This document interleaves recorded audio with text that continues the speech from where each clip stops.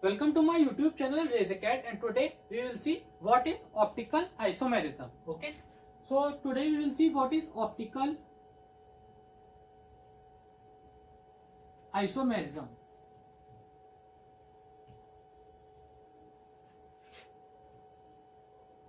Okay, so in this isomerism topic there is one important concept of optical isomerism. So in what is optical isomerism and when it will be there in a compound. So if in a particular organic compound there is a presence of chiral carbon, okay, so if there is a presence of chiral carbon atom, so there will be optical isomerism. Okay, so the chiral carbon presence is must for the optical isomerism to be there. Okay, so this chiral carbon atom should be present. So if the compound is optically active. Okay, so if it is asked that this compound is optically active or not, we have to find that this particular compound is having a chiral carbon atom or not. Okay,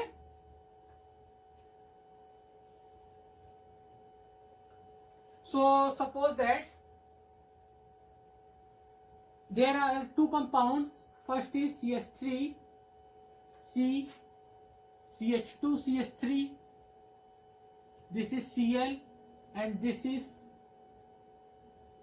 CH2 CH2 CH3 CH2 CH3. Okay, so this is the first compound, and suppose that second compound is this CH3 C CH3 CH2 CH3 and Cl.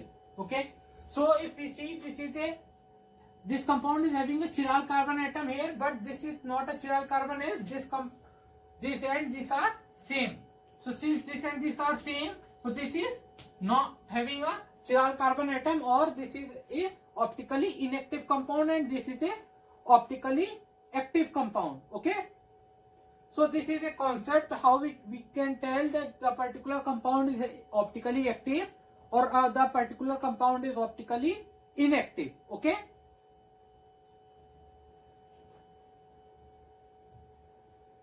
so if suppose that there are two compounds, so like first is this CH3, this is CHC,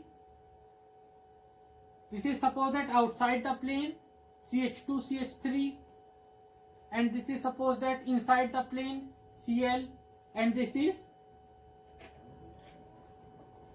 CH2 CH2 CH3.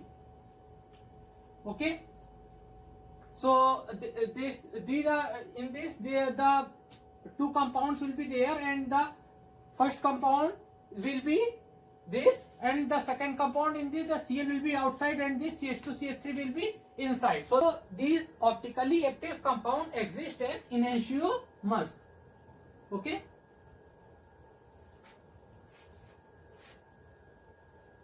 so these enantiomers are the organic compounds which are the mirror images of each other. So if the two compounds are there, they both are mirror images of each other.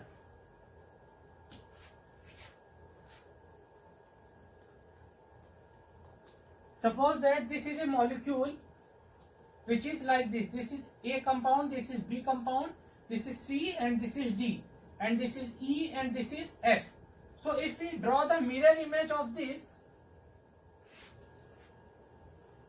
A will come here, this C will come here, this D will come here, this B will come here, this E will come here, and this F will come here. So these are the two compounds, and these will be these are the mirror images of each other. They both the compounds are mirror images of each other, so they will be called as enantiomers. Okay, so these both compounds are called as the enantiomers, and they are the mirror images of each other. So this first compound and this second compound, as we can see, these are the mirror images of each other, so they are the enantiomers. Okay, so these are the mirror images of each other, but they are not superimposable. So if we superimpose, if we take this and we will superimpose on this, so it will not be superimposed. So this is the quality of enantiomers. Okay, so these optically active compound exist as the enantiomers. Okay, so these optically active compound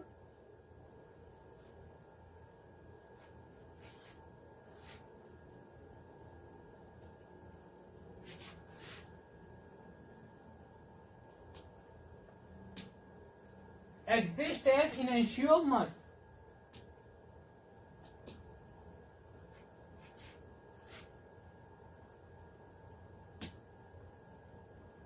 Okay, so these are the optically active compounds which are existing as the enantiomers. What are the enantiomers?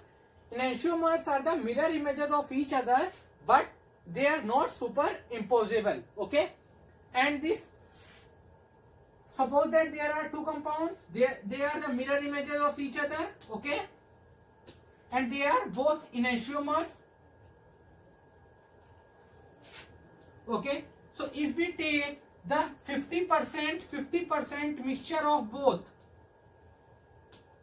Okay, so suppose that first is 2 mole, second is also 2 mole.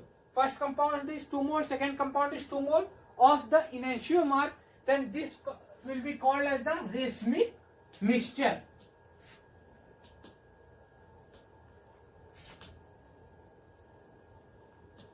Okay, so if we take the 50% and 50% quantity of both the enantiomer, it will be called as the racemic mixture. Okay, so these are the quality of this racemic mixture, that the racemic mixture is the equimolar mixture of two enantiomers. What are the enantiomers? They are the compounds which are the mirror images of each other, but they are not superimposable on each other. Okay, so this was for this optically active compound, how we can determine this optically active compound and how, in what form they exist in the compound. They exist as the enantiomers.